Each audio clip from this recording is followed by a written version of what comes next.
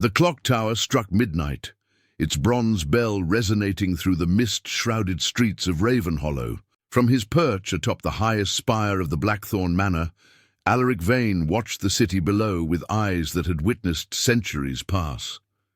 10 years, a mere blink for one who had walked this earth for half a millennium. Yet these particular 10 years had stretched like an eternity of thorns. The wind carried the scent of rain and distant wood smoke as Alaric's fingers tightened around the stone gargoyle beneath him, leaving cracks in the ancient masonry. A decade of nurturing his hatred, of letting it grow cold and sharp within his chest like a crystal of ice. 10 years since Isolde Nightshade, Queen of the Northern Territories and keeper of his once devoted heart, had driven the silver-tipped stake of betrayal between his ribs. "My lord," came a voice from behind him. Gabriel, his most loyal lieutenant, materialized from the shadows. "The council awaits." Alaric didn't turn, his gaze fixed on the distant royal palace with its spires of black marble and silver. Somewhere within those walls she ruled.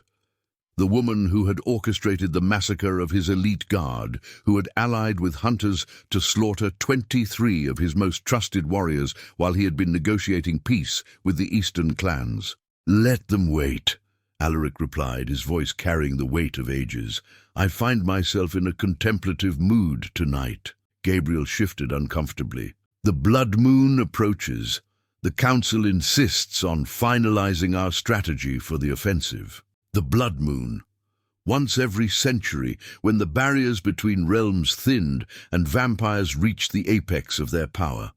The perfect time to execute his long-awaited vengeance against the queen who had once been his intended mate. "Very well," Alaric conceded, rising to his full height.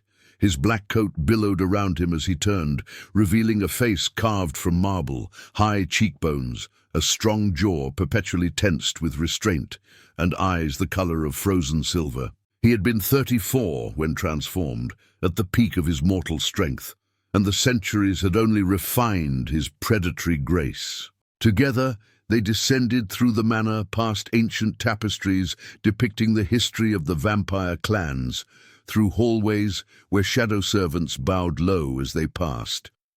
The council chamber lay beneath the manor, carved into the bedrock of Ravenhollow itself. 12 figures awaited him, seated around a circular table of obsidian. The elders of the vampire clans, each controlling territories that spanned continents. They rose as one when Alaric entered, respect and fear mingling in the cold air. "Alpha," they murmured in unison. Alaric took his seat at the head of the table, the ancient chair of bones and blackwood creaking beneath him. "I understand there are concerns about our plans for the blood moon." Lilith, elder of the Western Territories, leaned forward. Her beauty remained unchanged since the Renaissance, her red hair cascading over pale shoulders. "Not concerns, Alpha. Mere clarifications. We have spent a decade preparing for this assault on the Northern Palace. We simply wish to ensure that personal vendettas do not cloud strategic thinking." Alaric's gaze chilled. "Choose your next words carefully, Lilith. You approach the boundary of insubordination." "I speak only of ensuring victory," Lilith replied smoothly. "Queen Isolde's betrayal wounded us all, but she remains a formidable opponent. Her alliance with the human hunters has strengthened her position. The Nightshade bloodline has always been powerful," added Raphael, the oldest among them, with skin like parchment stretched over bone. "And she has the Crown of Shadows." The Crown of Shadows, an ancient artifact said to be forged from the tears of the first vampire and the blood of the moon. It granted its wearer power over darkness itself, allowing them to bend shadows to their will. Once, Alaric had gifted it to Isolde as a symbol of their intended union. "The crown will return to its rightful place," Alaric said coldly, "as will the Northern Territories. The Queen's head shall adorn our gates when the blood moon wanes." "And what of the rumors?" This came from Mordecai, a usually silent elder. "There are whispers that the Queen seeks an audience with you before the blood moon." Alaric went perfectly still. "What rumors?" 3 of our scouts reported intercepting a messenger from the northern palace, Gabriel said, stepping forward. They claim the Queen has requested a private meeting. No guards, no council members. Just you and her. A trap. It had to be. What else could it be after a decade of Cold War between them? Deny the request, Alaric commanded. We proceed as planned. Yet even as the words left his lips, curiosity stirred within him. What game was Isolde playing? In their 5 centuries of existence, she had never been predictable, never been anything but several moves ahead on the chessboard of immortal politics.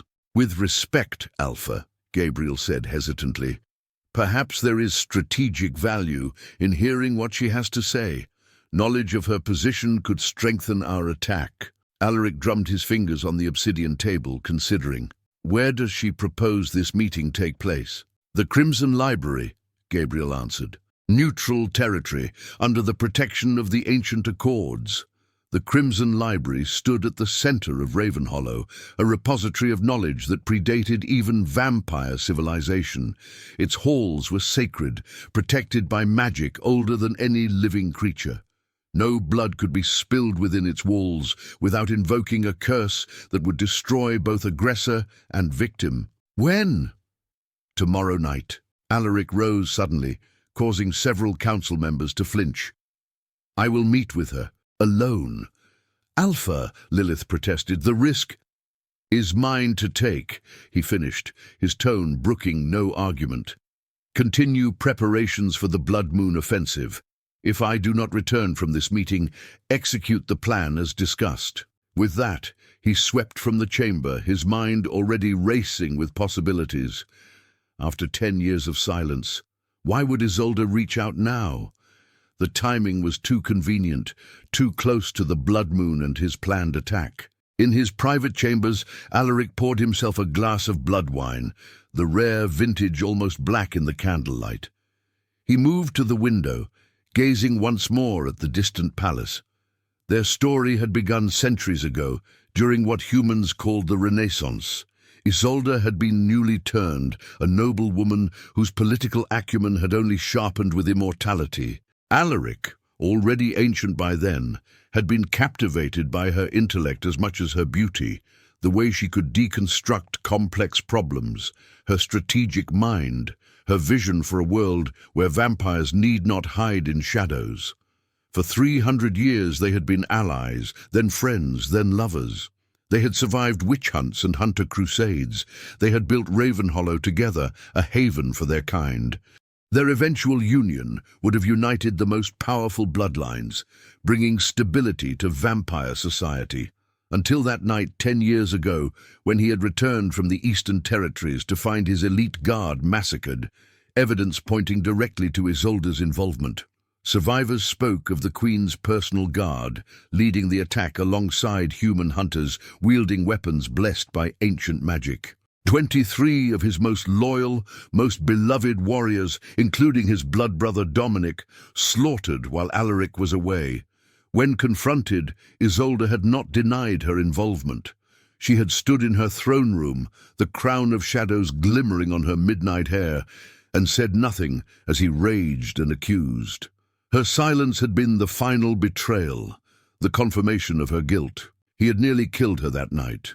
Would have, if not for the intervention of her royal guard and the ancient magic protecting the Queen's person within her own palace. He had left with a vow that her reign would end by his hand.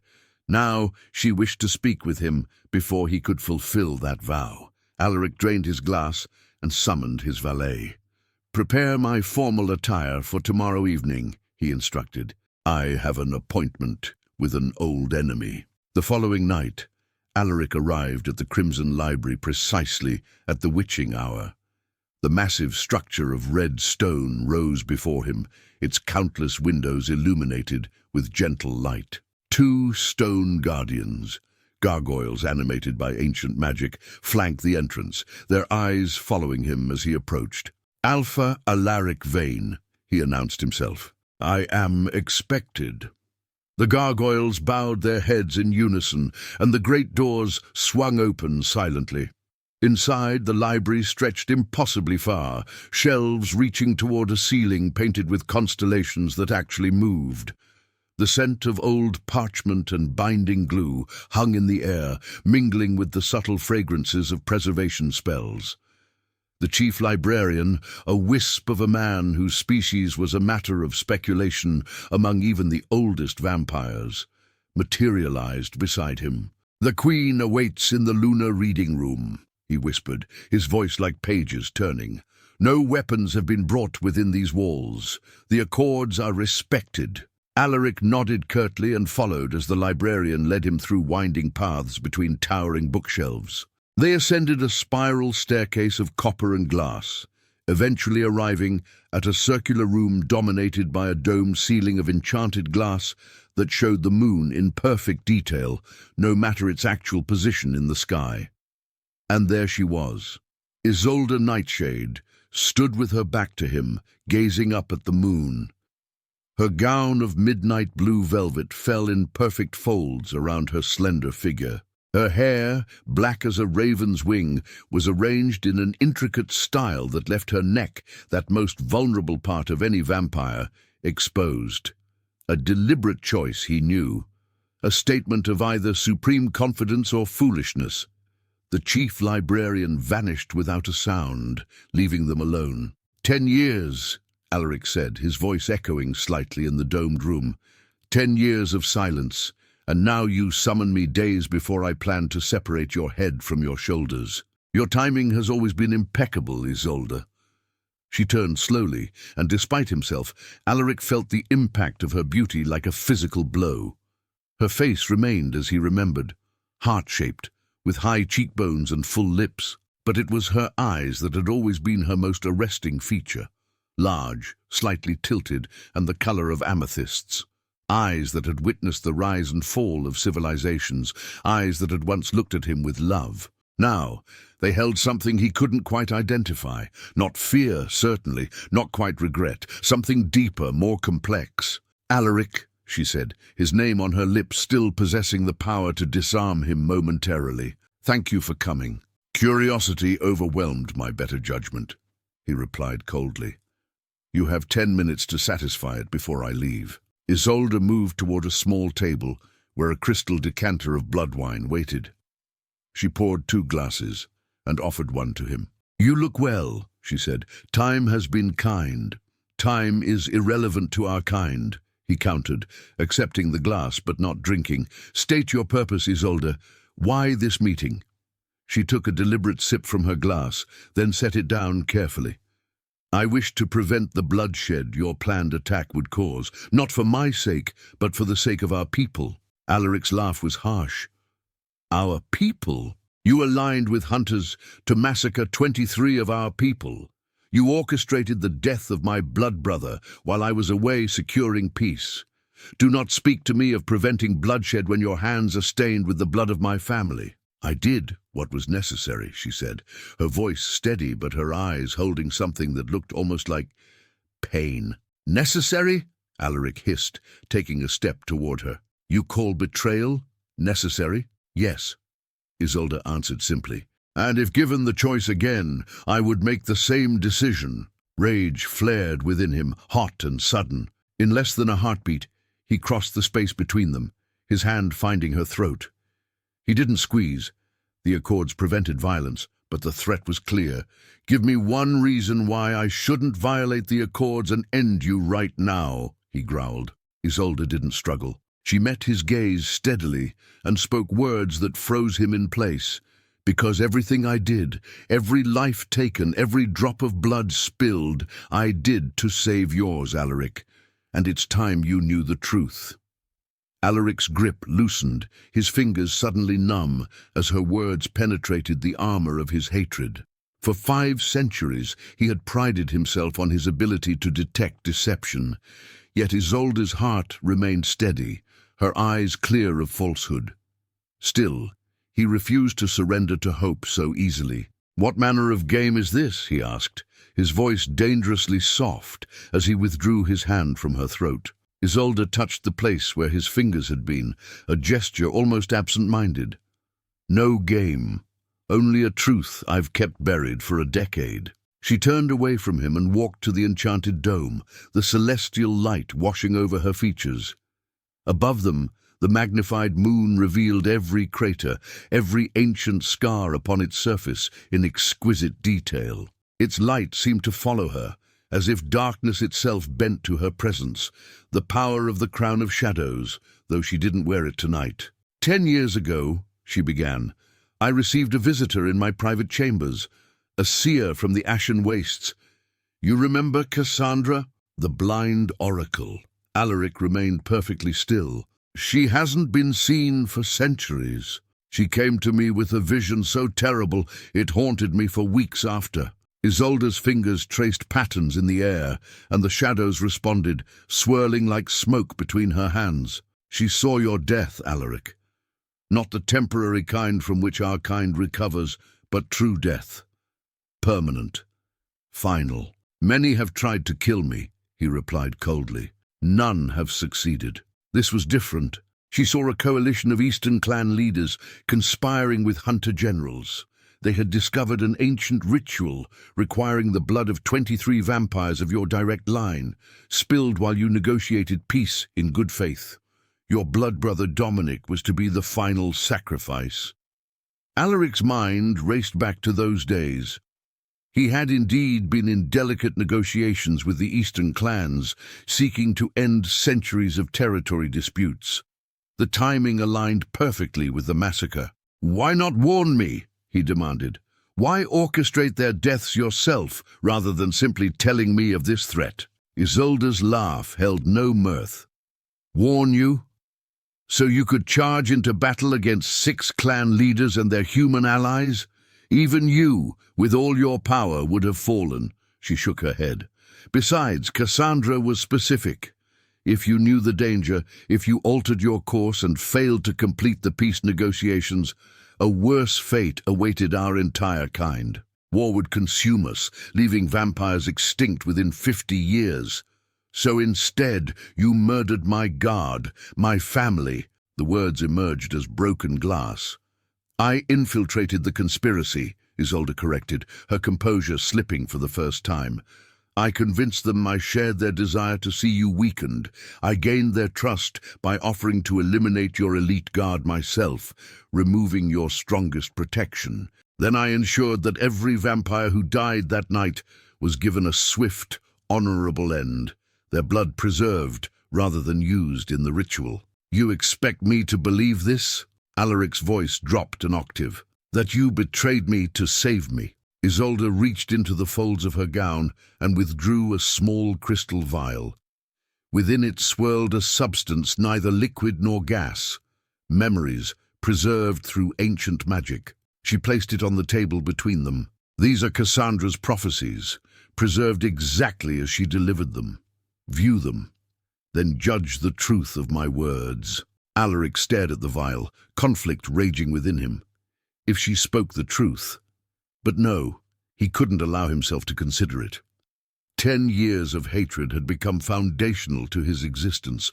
If that foundation crumbled, what would remain?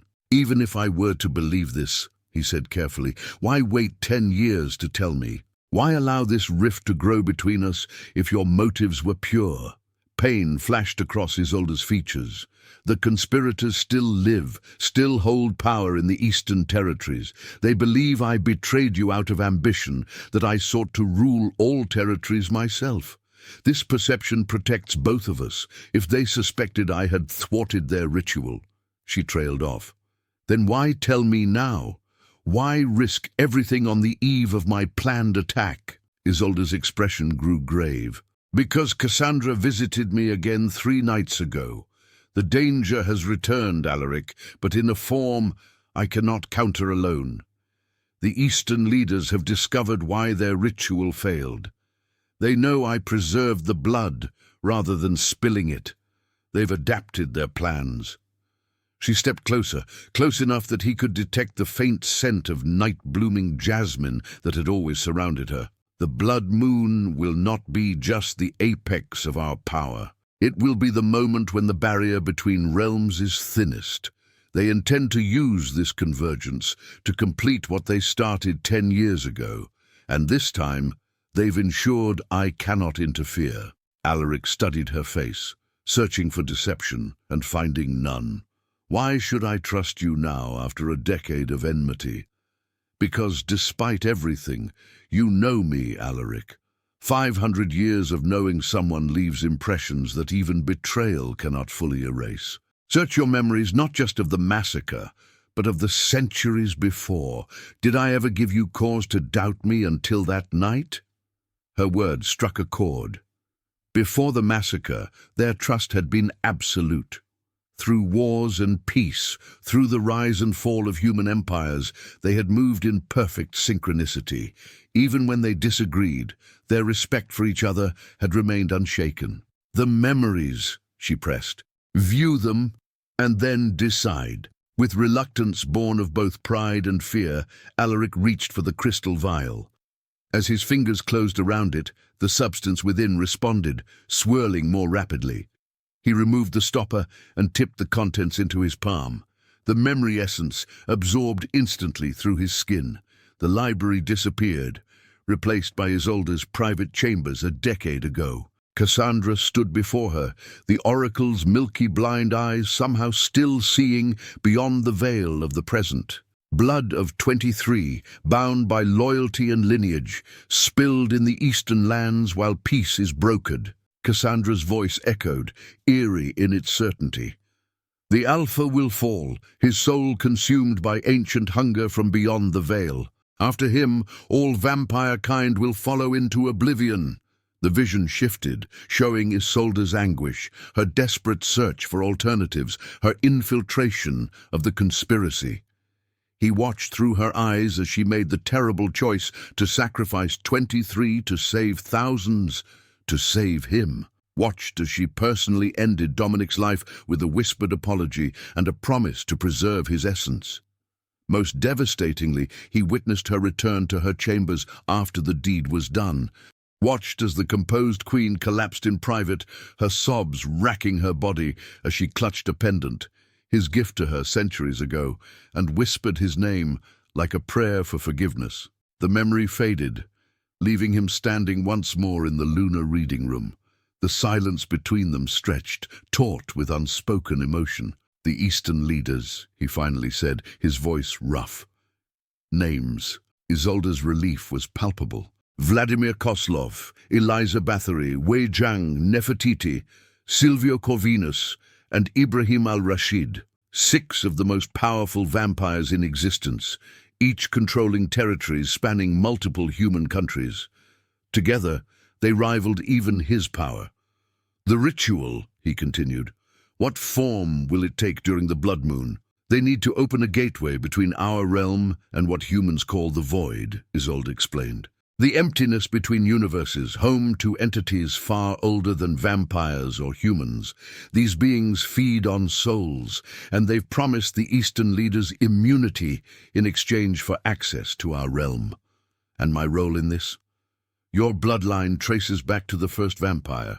Your essence is the key that unlocks the gateway. They need your willing participation, or your death, at the precise moment of the blood moon's apex. Alaric paced the circumference of the room, mind working through implications. My planned attack plays directly into their hands, he realized.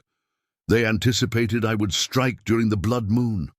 Yes, they've been nurturing your hatred for a decade, ensuring it would lead you to their doorstep at precisely the right moment. And you? He turned to face her. What role do they believe you play in their scheme? Isolde's smile held no warmth. The deceived queen, still believing she controls the northern territories through her own power rather than their sufferance. They've allowed me to rule because it suited their purposes, keeping us divided, keeping your hatred focused. Yet you discovered their true plan. Cassandra's return was unexpected, for them and for me. The conspirators have kept their real intentions hidden even from their inner circles. Only the 6 leaders know the full scope of what they intend. Alaric's mind raced with tactical considerations. 3 nights until the blood moon, 6 ancient vampires to contend with, plus their combined forces, and somewhere a ritual site prepared for the opening of a gateway to the void. If what you've shown me is true, he said carefully, then we face an extinction-level threat to our species. Not just our species, Isolde corrected. All species. The entities of the void do not distinguish between vampire, human, werewolf, or witch. They consume all. Alaric reached a decision. I will investigate your claims further before the blood moon. If verified, we will need to coordinate our forces. We have little time, Isolde warned, and the Eastern leaders have spies everywhere, including within your council and mine. Then we trust no one but each other, Alaric stated, the words feeling strange after 10 years of enmity. And even that trust remains provisional, Isolde nodded, understanding the olive branch for what it was. Tentative, fragile, but present. I've prepared a secure location where we can strategize. My personal hunting lodge in the Blackwood Forest. The wards there prevent scrying or surveillance of any kind. I know the place, Alaric said. He had helped her design those wards centuries ago. I'll meet you there tomorrow night. Bring whatever intelligence you've gathered on their ritual. I'll bring tactical maps of the Eastern Territories. And your council, what will you tell them? Alaric considered this. That I'm conducting personal reconnaissance before the attack. Gabriel is the only one I might trust with partial truth, but even he will be told only what he needs to know. He moved toward the door, then paused. One question remains, Isolde. The crown of shadows. Why continue to wear it after our separation? It was a betrothal gift. Her hand moved unconsciously to her head, though the crown wasn't there. Because it was the only part of you I could keep, she admitted quietly. A reminder of what I sacrificed for duty. What we both sacrificed. The vulnerability in her admission struck him more powerfully than any physical blow. For a moment, just a moment, the ice around his heart cracked. Tomorrow at midnight, he said, his voice carefully neutral. Come alone. I always am, she replied. And in those 3 words lay a decade of solitude. As Alaric descended the spiral staircase, his mind churned with contradictory emotions. 10 years of hatred could not be undone by a single conversation, a single vial of memories. Yet doubt had taken root where certainty once grew.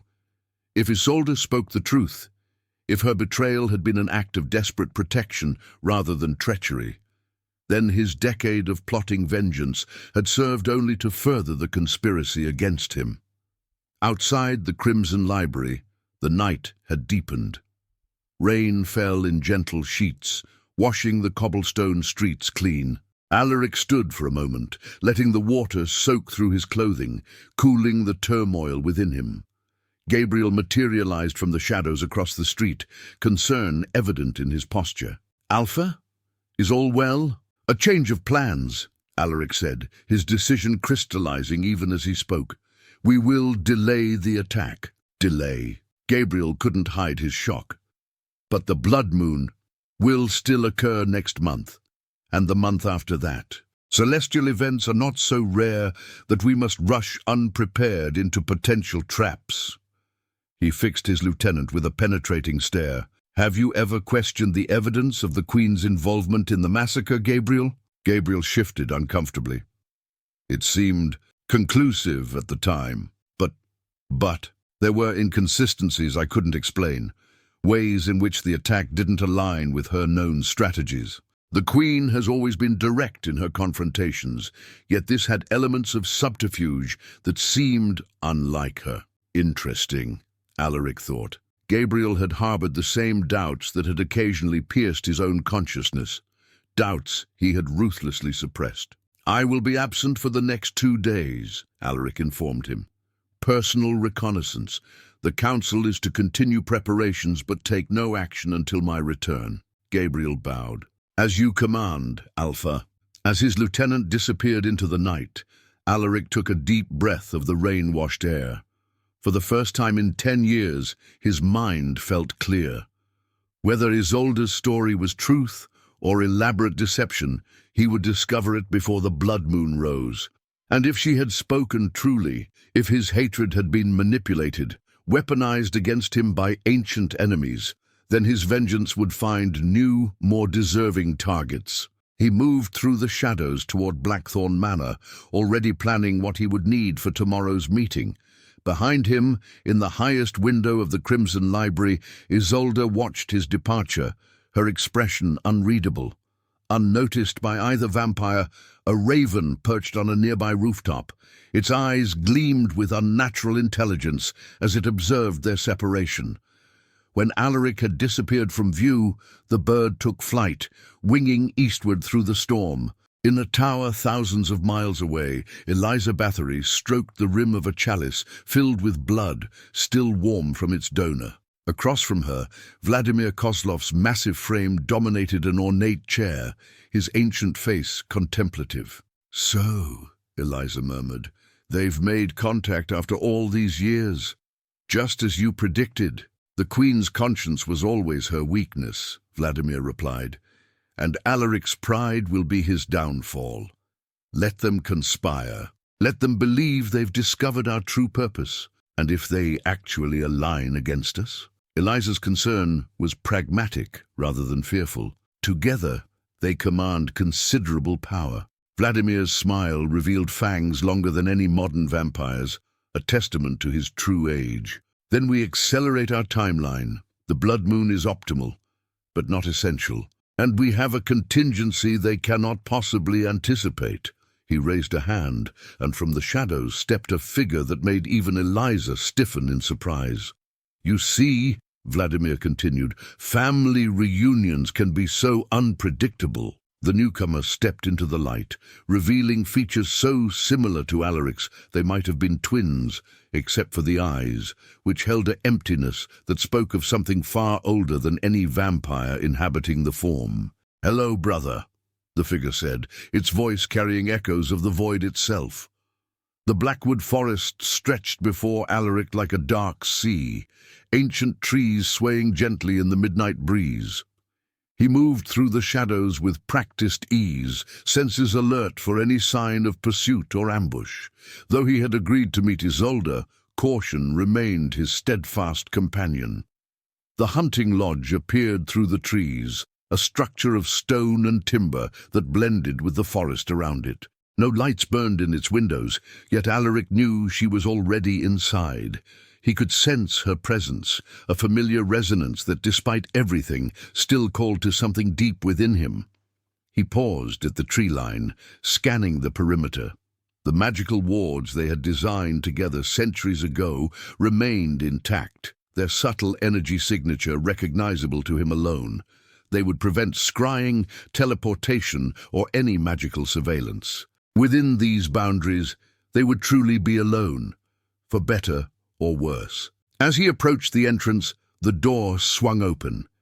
Isolde stood in the doorway, her silhouette illuminated by the faint glow of a single candle behind her. She had exchanged her formal gown for practical attire, black leather pants, a fitted jacket, and boots designed for both stealth and combat. Her hair was pulled back in a simple braid, emphasizing the sharp angles of her face. "No followers?" she asked quietly. "None," he confirmed. I've been here since dawn, ensuring the security of the perimeter." She stepped aside to let him enter. "Even my most trusted guards believe I'm in seclusion at the Summer Palace." The interior of the lodge was sparse but comfortable, its stone walls lined with bookshelves and ancient weapons. A large table dominated the center of the main room, already covered with maps and scrolls. A fire burned low in the hearth, casting long shadows across the floor. "You've been busy," Alaric observed, moving toward the table. "Time is our scarcest resource." Isolde gestured to the materials spread before them. "These are all the records I could gather on the ritual they intend to perform, fragments from various sources pieced together." Alaric set down his own satchel, retrieving detailed maps of the Eastern Territories and intelligence reports compiled over years of surveillance. Working together felt strangely natural, as if the decade of enmity had momentarily receded in the face of greater threat. "According to my intelligence," he began, indicating points on the map, "the 6 Eastern leaders have been gathering at this location with increasing frequency over the past month. It's an ancient temple complex, predating even vampire civilization." Isolde leaned closer, studying the location. The Temple of Eternal Night. It was built on a convergence point of ley lines, where the barrier between realms is naturally thinner. "The perfect location for their ritual," Alaric agreed. "My scouts report unusual activity, supplies being delivered, guards posted at all approaches, magical barriers being reinforced. That aligns with what I've discovered about the ritual itself." Isolde unrolled an ancient scroll, its parchment so delicate it threatened to crumble at her touch. "The opening of the void requires 3 elements: the blood of the first line, willingly given or forcefully taken at the moment of astronomical alignment, a vessel prepared to receive the entity that will cross over, and a sacrifice of power, significant magical energy to stabilize the gateway." "The Crown of Shadows," Alaric realized suddenly. "That's why they've allowed you to keep it all these years. They need its power for the ritual." Isolde nodded grimly. "I suspected as much when Cassandra returned. The crown contains magic from the earliest days of our kind. Power drawn directly from the darkness between stars. And I was to provide the blood," Alaric continued, the pieces falling into place. "Either by agreeing to some false peace treaty during the blood moon, or by dying in battle against your forces." "Exactly. Either way, the first-line blood would be spilled at the precise moment needed. That leaves only the vessel," Alaric mused. "Who among them would be foolish enough to offer their body to an entity from the void?" Isolde's expression darkened. "That's the question I haven't been able to answer. None of the 6 leaders strikes me as the self-sacrificing type. They worked through the night, analyzing intelligence, cross-referencing ancient texts, and formulating potential strategies. By the time dawn approached, they had the outline of a plan, risky, but with potential to disrupt the ritual before it could be completed. "We'll need to split our forces," Alaric concluded, indicating positions on the map. "A frontal diversion to occupy their main guard, while a smaller team infiltrates the temple itself." "Agreed," Isolde said, "but the infiltration team must include both of us. The Crown's power responds to my control, and your blood connection to the first line might be necessary to counter the ritual." Alaric hesitated. "That places both leaders of the northern forces in the same high-risk position, strategically unsound." "Perhaps," she acknowledged, "but necessary. Neither of us alone has the power to counter what they've set in motion." As the first light of dawn filtered through the windows, they finally stepped away from the table. Exhaustion shadowed Isolde's features, reminding Alaric that even immortals had limits. "You should rest," he suggested. "We have another night of planning ahead of us." "As should you," she returned, gesturing toward one of the bedchambers. "The eastern room is prepared. The windows are properly shielded against daylight." An awkward silence fell between them, their first moment without the buffer of tactical discussions. Questions hung unspoken in the air, a decade of distance suddenly palpable. "Isolde," Alaric began, his voice low, "if what you've shown me is true, if you acted to protect rather than betray, then I have spent 10 years hating you unjustly." "Not unjustly," she replied softly. "I made my choice, knowing what it would cost us both. I accepted your hatred as the price of your survival, a price neither of us should have had to pay." Their eyes met, centuries of shared history flowing between them like a current. For a moment, Alaric could almost forget the years of bitterness, could almost reach for her as he once had, with love rather than anger.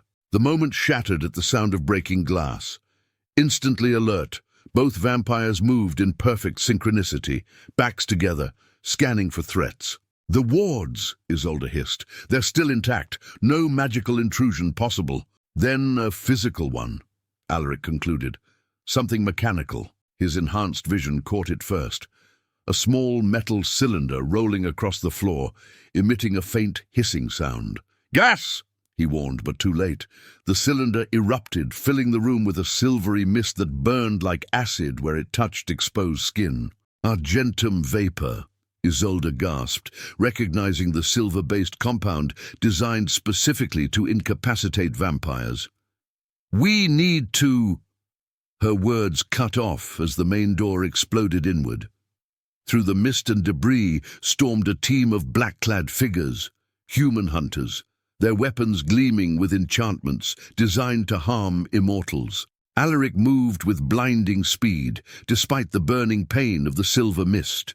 He reached the nearest attacker, twisting the man's weapon from his grasp before sending him crashing into a bookshelf. Beside him, Isolde was a blur of lethal grace, her movements economical and precise as she dispatched two more hunters. But the silver vapor was taking its toll. Alaric felt his reactions slowing, his legendary strength diminishing as the silver compounds invaded his system. Across the room, he saw Isolde stumble, her face contorted with pain as a hunter's blade sliced across her arm. "Alaric!" she called in warning, but he had already sensed the presence behind him. He spun, narrowly avoiding a stake aimed for his heart, countering with a blow that sent his attacker flying through a window. The hunters had them outnumbered 8-2, and the silver vapor gave them a critical advantage. Even with their combined power, Alaric realized they might not survive this assault. "The tunnel!" Isolde shouted to him, referring to an escape passage they had built centuries ago. "Go! I'll hold them!" Instead, Alaric fought his way to her side. "Together or not at all," he growled, ripping a decorative sword from the wall and tossing it to her while taking its companion for himself. They stood back to back, ancient blades in hand, facing the remaining hunters who circled them warily. "Just like Constantinople," Isolde murmured, referencing a battle they had fought side by side during the human crusades. "As I recall, we nearly died that night too," Alaric replied, a grim smile touching his lips despite their dire situation. Before the hunters could close in, a new sound cut through the chaos, a high, keening whistle that made the humans clutch their heads in pain. The windows shattered inward as dozens of bats swarmed into the lodge, their movements unnaturally coordinated as they attacked the hunters with tiny, razor-sharp teeth.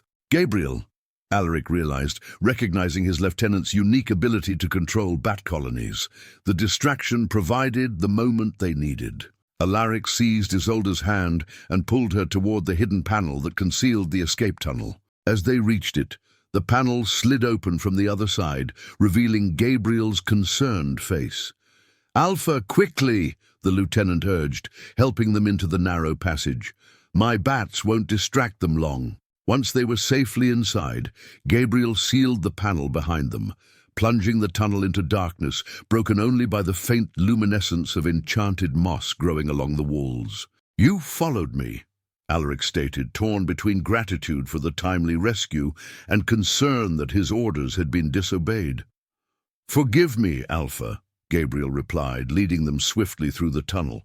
"After your meeting with the Queen, I sensed something was amiss. I took the liberty of maintaining distant surveillance." "How did you know about this tunnel?" Isolde asked sharply. "It was known only to Alaric and myself." Gabriel's expression remained carefully neutral. "There are few secrets in 5 centuries of service, my queen. I've made it my business to know every possible escape route my Alpha might need." The tunnel eventually opened into a small clearing deep in the Blackwood forest, far from the lodge. As they emerged into the night air, Alaric's enhanced hearing picked up distant sounds of pursuit. "They're tracking us," he warned. "The hunters have hellhounds." Isolde cursed under her breath. "Hellhounds can follow a vampire's scent through any concealment. We need to separate, divide their forces." "No," Alaric said firmly. "That's exactly what they want. Together we stand a better chance." Gabriel cleared his throat. "If I may, Alpha. My safe house is not far from here. It's warded against tracking magic, even hellhounds."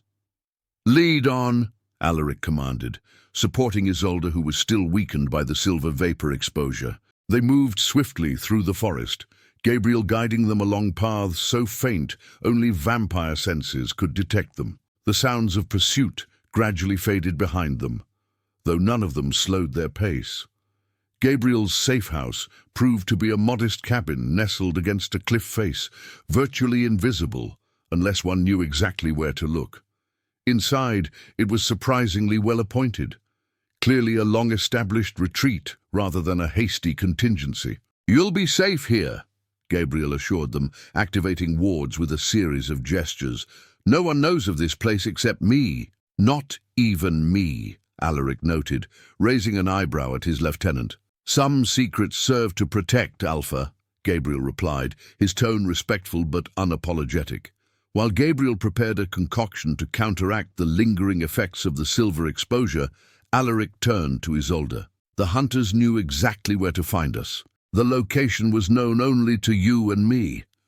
Are you accusing me of betrayal? Again?" Her voice held more weariness than anger. "I'm stating a fact. The security of our meeting was compromised. If I wanted you dead, Alaric, I've had ample opportunity tonight. We were ambushed together."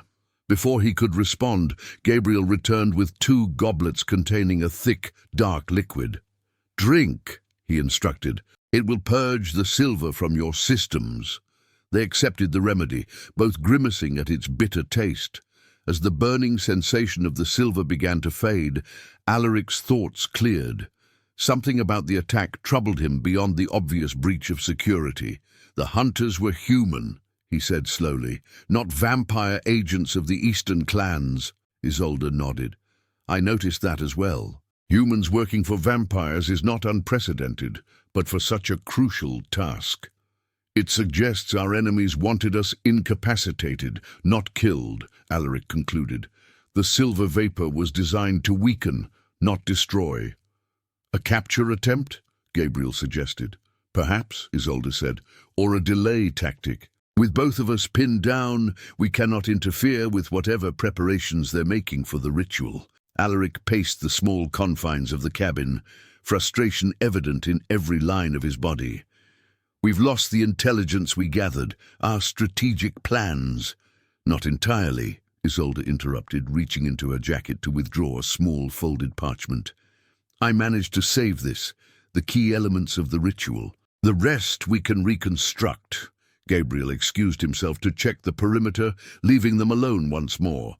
As the door closed behind him, Alaric turned to Isolde with renewed intensity. "I need to know something," he said. "After 10 years of separation, why did you truly choose to reveal everything now? The threat could have been countered without reconciliation between us." Isolde's gaze didn't waver. "Because I've spent a decade watching you from afar, seeing how hatred hollowed you out, knowing I was the cause, because despite everything I couldn't bear for you to die believing I had betrayed you out of malice or ambition. And if we survive this?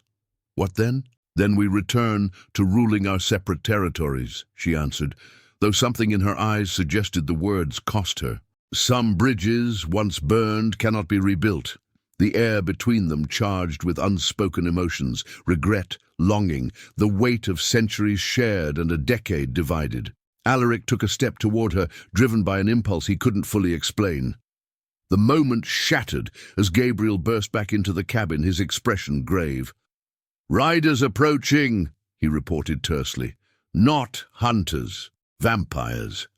Through the window they could see figures moving through the trees, at least a dozen, their movements possessing the fluid grace unique to their kind. "How did they find us so quickly?" Isolde whispered.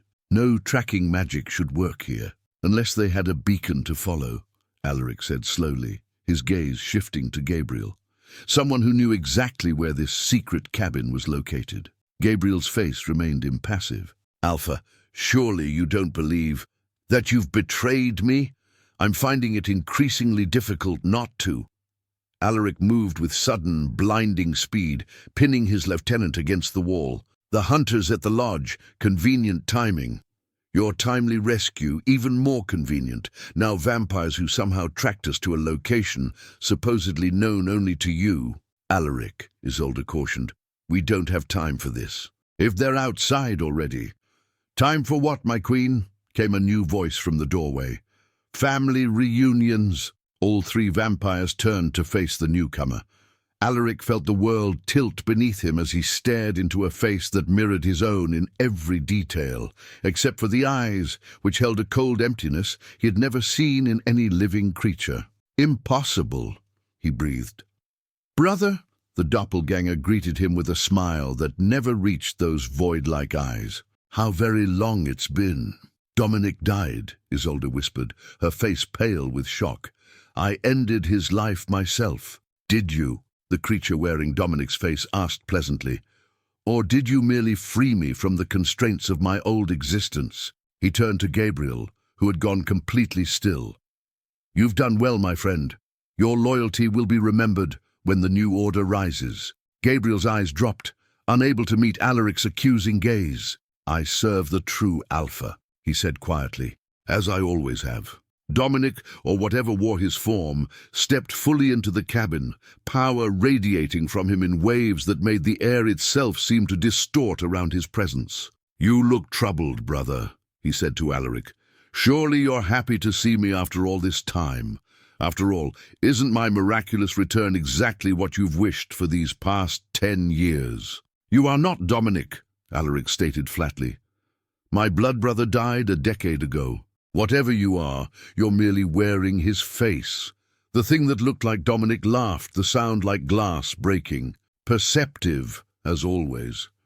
You're right, of course. Dominic's consciousness is, let's call it dormant. But his memories, his connection to you, those remain useful to me. What are you? Isolde demanded, her hand moving subtly toward a weapon concealed at her waist. I am what comes when the void touches mortal flesh, the creature answered, its eyes fixing on her with unnerving intensity. I am the first through the doorway your ritual opened a decade ago, Queen Nightshade, a doorway you thought you had closed.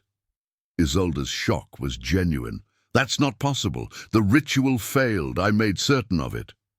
Not entirely, the thing wearing Dominic's face corrected her. True, you prevented the full opening of the gateway, but a crack remained, just enough for one such as myself to slip through and find a suitable host in the dying body of Alaric's beloved blood brother. The revelation hit Alaric like a physical blow. For 10 years, while he had nursed his hatred for Isolde, this entity had been moving among them, wearing his brother's face, manipulating events from the shadows. The Eastern leaders, he realized aloud, they're not planning this ritual. You are. So quick, the creature praised. They believe they control me, that I am their servant in exchange for the promise of power. They have no concept of what truly awaits when the blood moon rises. Its gaze shifted between Alaric and Isolde. But now, I'm afraid we must cut this reunion short. The blood moon approaches, and you both have important roles to play in what comes next. With a gesture from the creature, Gabriel moved suddenly, producing a weapon Alaric had never seen before, an intricately carved rod that emitted a pale blue light. Before either Alaric or Isolde could react, Gabriel activated the device. The world collapsed into blinding pain and then darkness. The last thing Alaric heard was Isolde calling his name, her voice fading as consciousness slipped away from him like water through cupped hands. Alaric awoke to the scent of ancient stone and dark magic. His body felt leaden, every movement requiring immense effort as the lingering effects of the strange weapon coursed through his system. He found himself bound to an altar of black obsidian, silver-infused chains crossing his chest, arms and legs, restraints specifically designed for containing an alpha vampire. The temple of eternal night stretched around him, vast and cavernous, its ceiling lost in shadows above. Centuries-old pillars carved with forgotten languages lined the central chamber. At the heart of the space, a circular depression had been filled with a substance that resembled liquid darkness, swirling and pulsing with malevolent energy. The gateway, Alaric whispered, recognizing the preparations for the ritual. Beautiful, isn't it? Came Dominic's voice. No, not Dominic, but the thing wearing his form. The entity approached the altar, admiring its handiwork. Soon it will be complete. When the blood moon reaches its zenith, the barrier between worlds will be at its thinnest. Your blood will open the door fully, allowing my brethren to cross over. Alaric tested his restraints, finding them unyielding. Where is Isolde? Ah, your queen. She has her own role to play. The creature gestured across the chamber, where Alaric could now see Isolde suspended above the swirling gateway.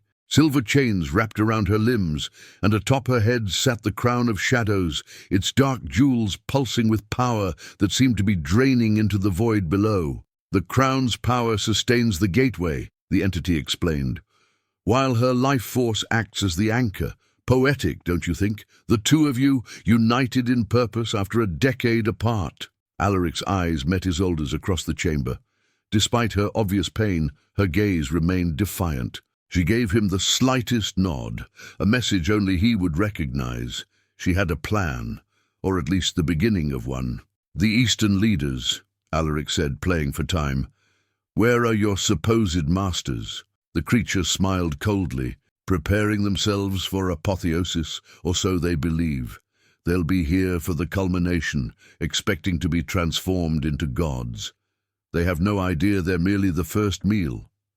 From the shadows emerged Gabriel, his face a mask of conflicted emotions. The blood moon rises in 1 hour, my lord, he reported.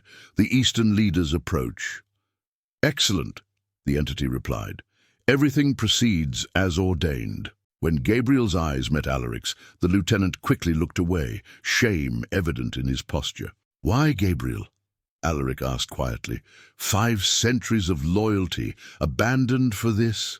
He promised me Dominic would return, Gabriel answered, his voice barely audible.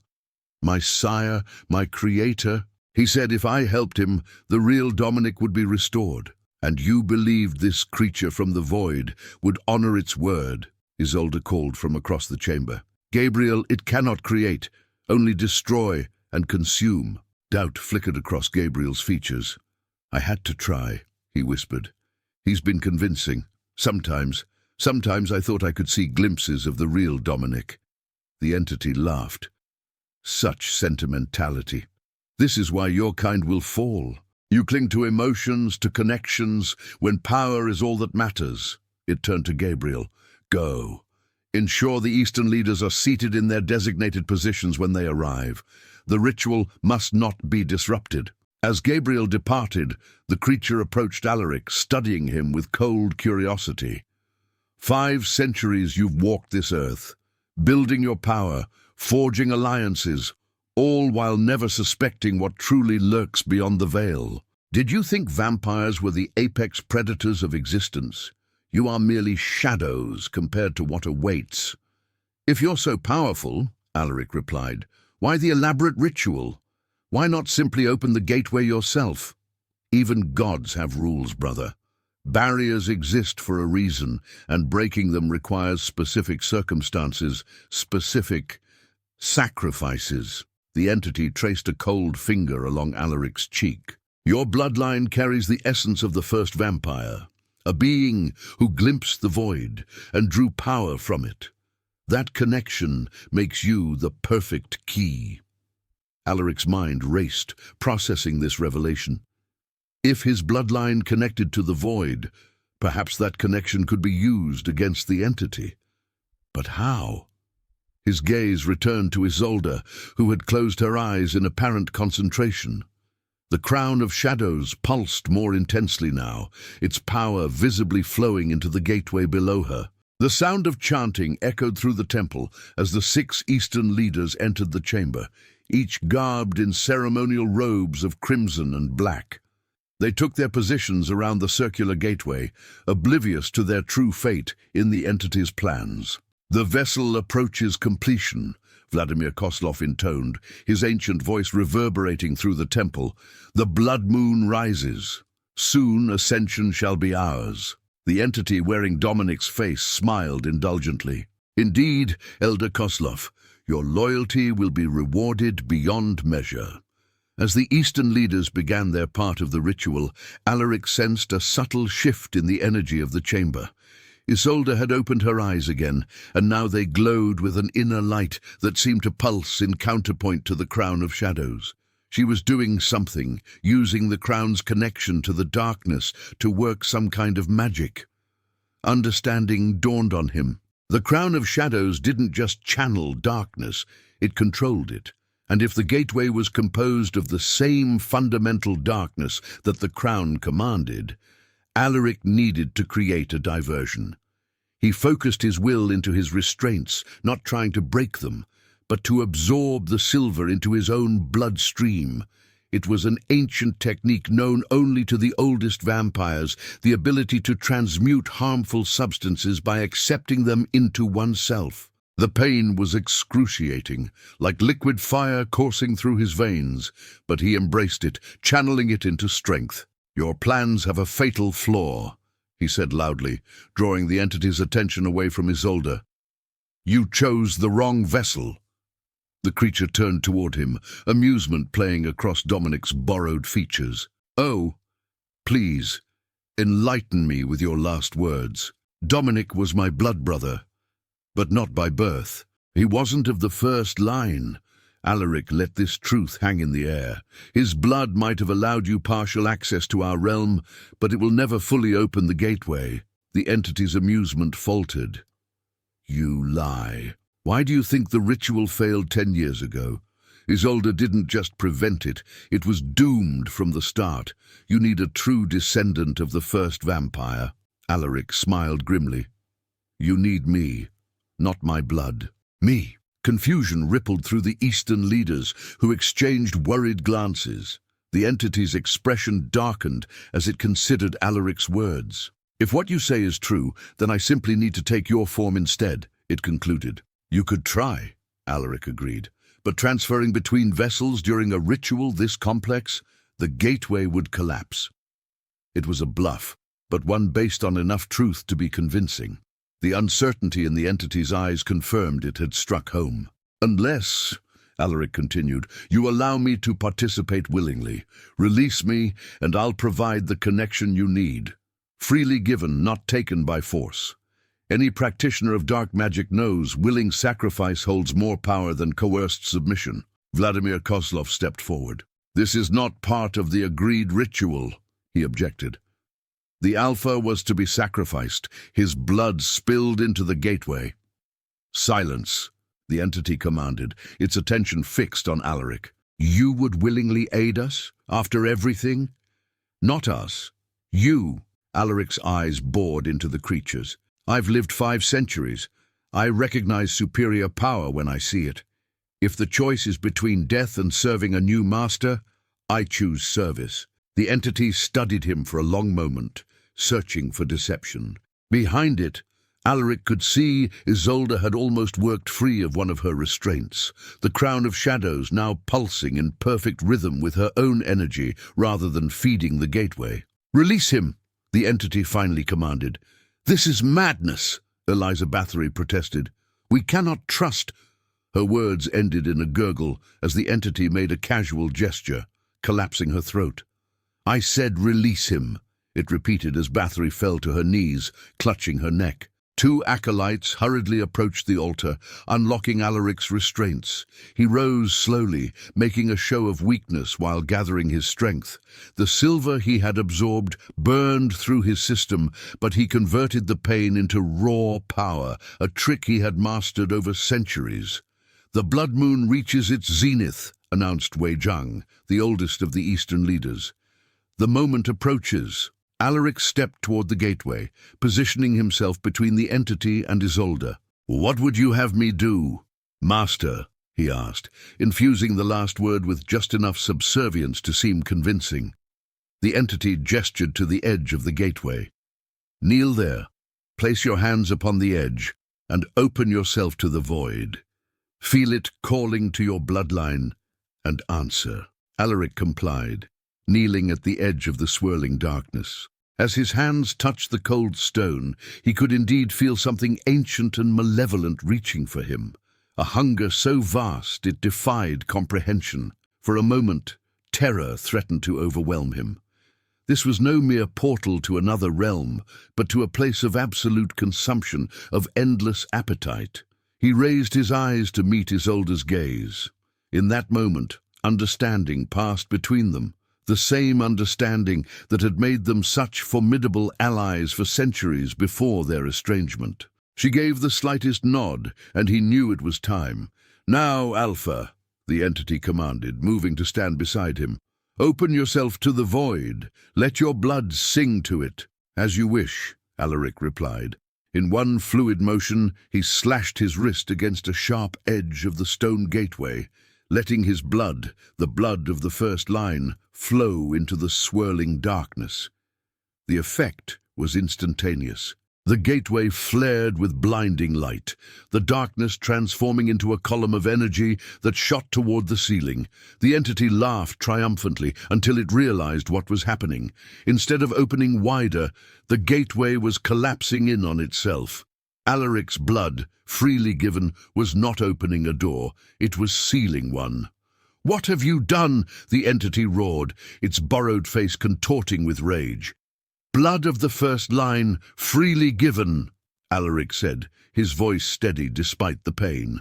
"The original barrier between worlds was created with the same blood, my ancestors' sacrifice to protect this realm from yours." Above them, Isolde broke free from her remaining restraints. With a gesture of command, she directed the power of the Crown of Shadows not into the gateway, but into the entity itself. Darkness wrapped around the creature like chains, binding it in its borrowed form. "No!" it shrieked, its voice no longer resembling Dominic's but something ancient and terrible. "The gateway must open. My brethren await." "Your brethren will continue to wait," Isolde declared, descending to stand opposite Alaric across the gateway, "for another millennium at least." Together they channeled their power, Alaric's blood and Isolde's command of shadows, into collapsing the portal. The Eastern leaders, realizing their plans for godhood were disintegrating, attempted to flee, only to find themselves blocked by a most unexpected obstacle. Gabriel, standing at the chamber entrance with a contingent of northern and southern vampire warriors. "Your ritual fails, creature," Alaric said to the entity, struggling against its bonds of shadow, "and you will return to the void." "You cannot destroy me," it snarled. "I am eternal." "Perhaps," Isolde agreed, "but Dominic's form is not." With a decisive motion, she removed the Crown of Shadows and placed it directly atop the entity's head. The crown's jewels flared with blinding intensity as it recognized the foreign presence within Dominic's body. Designed to control darkness, it turned its power inward, separating the entity's essence from its stolen vessel. "Brother," came a weak voice, Dominic's true voice, breaking through for the first time in a decade. "Finish it.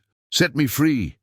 Alaric met his blood brother's eyes, truly his this time, not the void-like emptiness of the entity.